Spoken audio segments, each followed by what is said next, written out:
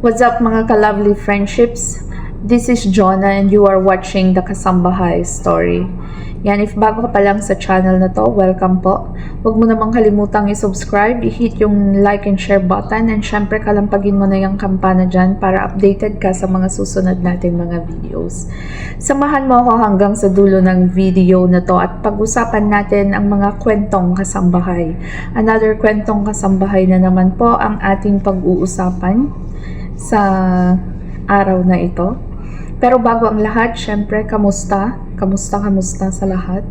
Shout out sa lahat ng aking mga subscribers dyan. Ayan. So, ito yung karaniwang katanungan ng mga kasamahan nating kasambahay. Pwede ba tayong umuwi na hindi pa natapos yung kontrata? Sa palagay nyo guys, pwede ba tayong umuwi habang nasa probation period pa lang tayo? Yon. Paano ba yung magandang tanong doon? Pwede ba akong umuwi habang nasa probation period pa lang ako? Okay? Yan. So, may mga pagkakataon, mga ka-friendship, na may mga hindi inaasahang eksena ba tawag doon? May mga hindi inaasahang pagkakataon na meron tayong emergency cases. Tama ba yun? So, pwede ba tayong umuwi during probation period? Or pwede ba tayong umuwi ng Pilipinas habang hindi pa tapos yung probation period? Hindi na natin tatapusin yung kontrata natin. Okay. May mga pagkakataon kasi na may mga emergency cases. Like halimbawa, may karamdaman tayo, yung gaya nung nangyari sa ating isang kababayan na meron pala siyang matinding karamdaman na. So, nagpaalam naman siya habang hindi pa tapos yung probation period, kaya lang hindi siya inasikaso ng agency niya. Bagkos sinabihan pa siya na nakukumsik lang. Yan. So, ano nga ba ang sinasabi ng labor law ng Saudi Arabia patungkol dito? Tayo po bilang manggagawang kasambahay ay merong karapatan. Nasa kontrata din po natin na tayo ay nasa probation period sa loob ng 3 months or 90 days. And karapatan natin na i-terminate ang kontrata natin kung may valid reason tayo. Take note mga ka-friendship, kung meron tayong valid na reason. And for emergency cases, maaari po nating i-terminate ang kontrata natin at tayo ay pwedeng umuwi sa Pilipinas. Pero syempre yan, may mga kaakibat na may kaakibat na responsibility. Syempre kung iti-terminate mo yung kontrata mo,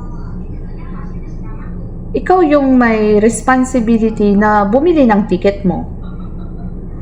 Or ikaw yung may responsibility din na mag-process ng exit mo kung ikaw ay nasa company. Or kung ikaw ay nasa bahay, yun yung mga obligation mo. Obligasyon mo yung plane ticket mo kasi nga ikaw yung mag-determinate ng kontrata mo. Kaya bago ka mag-decide na i-terminate mo ang contract mo within the probation period, ay nakahanda dapat ang airfare ticket mo. Kasi hindi po yan sasagutin ng employer. Okay? So, basahin natin dito sa Article 53 ng Saudi Labor Law. Ang sabi niya dito ay, if the worker is subject to a probation period, the same shall be expressly stated and clearly indicated in the work contract. So, nasa kontrata po natin na tayo ay may karapatan sa probation period. Karapatan po natin yon sa loob ng 3 buwan. If hindi kayo nagkasundo ng employer mo or hindi mo kaya yung trabaho doon sa bahay ng employer mo, or ikaw ay merong mga emergency cases, like halimbawa may problema sa health, sa kalusugan mo na, well, right mo na i-terminate yung contract mo. So, ganun po yun. Nasa kontrata natin yon. Ang sabi din po dito, such probation period shall not exceed 90 days. Yun nga po, 3 months. Kasi kung natapos na po yung 3 months na probation period, hindi ka na po pwedeng basta-bastang umalis doon sa bahay ni employer. Or hindi ka na po basta-bastang makakabalik doon sa agency kung natapos na yung probation period. Okay? Each party have the right to terminate the contract during this period. Okay. So, maliwanag. Both ng party ay may karapatang i-terminate yung kontrata. Siyempre, si employer, kung hindi kanya nagustuhan, kung hindi niya gusto yung performance mo, binigyan ka ng chances, at bagsak pa rin para sa kanya yung performance mo, pwede niyang i-terminate ang iyong kontrata. Ibabalik ka niya doon sa agency. Or, pwede kanyang pauwiin alatul doon sa Pilipinas. Yan po.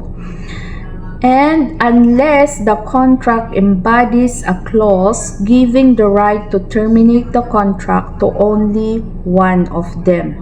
Ano ibig sabihin nun? Kung sa kontrata natin ay iisang party lang ang nakalagay doon na may karapatan sa probation period, well, kung halimbawa si employer lang ang nakalagay doon na may right doon sa probation period at si worker ay walang nabanggit or wala siyang right ng probation period, ibig sabihin, si employer lang ang pwedeng mag-decide doon sa probation period. Yon. So, dapat yung agreement ng probation period ay laging dalawang party, ang worker at si employer. Kailangan nag-agree sila doon sa probation period na yon. So, ikaw, habang hindi ka pa nagsasign ng kontrata, basahin mong maigi yon, makikita mo doon sa kontrata na ibibigay sa'yo yung patungkol doon sa probation period.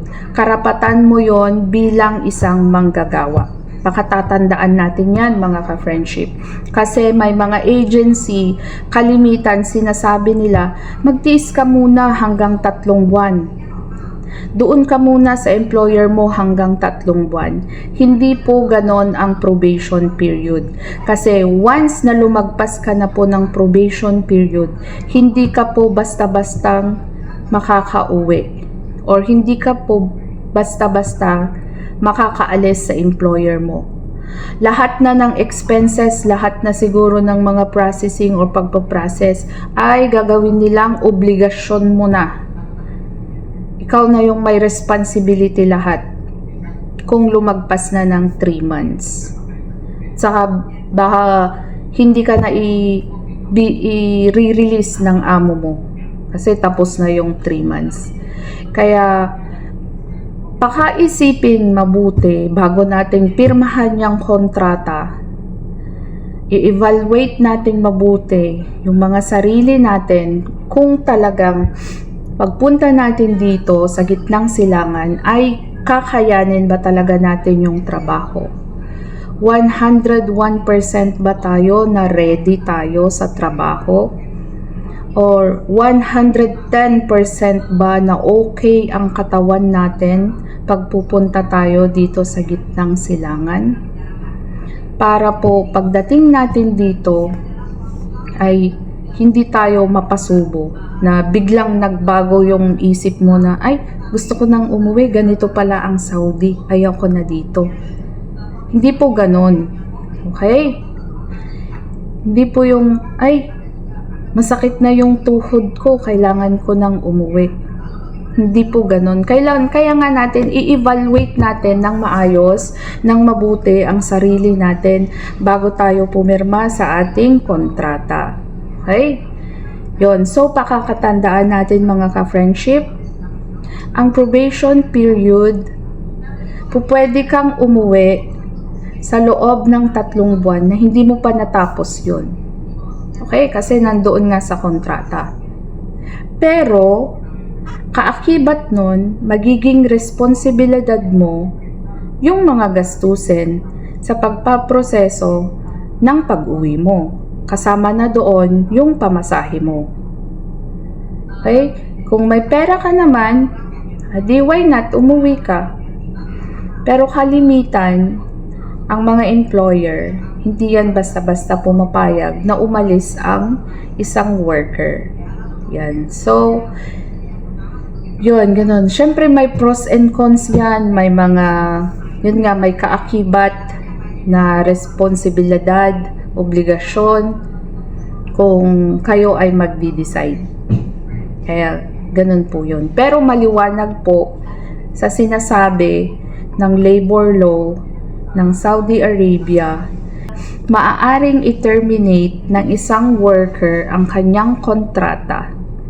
Pwede rin siyang umuwi, pero pananagutan niya yung mga processing, yung mga expenses, and yung fare ticket. I-shoulder niya yon. Siya mismo yung mag-shoulder, hindi po yung employer. And wala po siyang makukuhang benefits. Okay? Wala kang makukuhang benefits kasi ikaw yung nag-terminate. Or tinerminate ka ng employer mo, ibabalik ka sa agency mo, si agency, papalitan ka niya. Ganun yon. Kasi syempre si employer nagbayad naman yan. Ha? Ganun po ang proseso ng pag-uwi or pag-terminate ng ating kontrata. Yan. So, kung may mga pagkakataon na free po kayo, why not basahin po natin yung mga labor laws nila para naman po may idea tayo and alam natin kung tayo ay naagrabyado or nasusunod ba yung mga karapatan natin. Yan. So, yan mga ka-lovely friendship. Sana po ay may natutunan naman po kayo.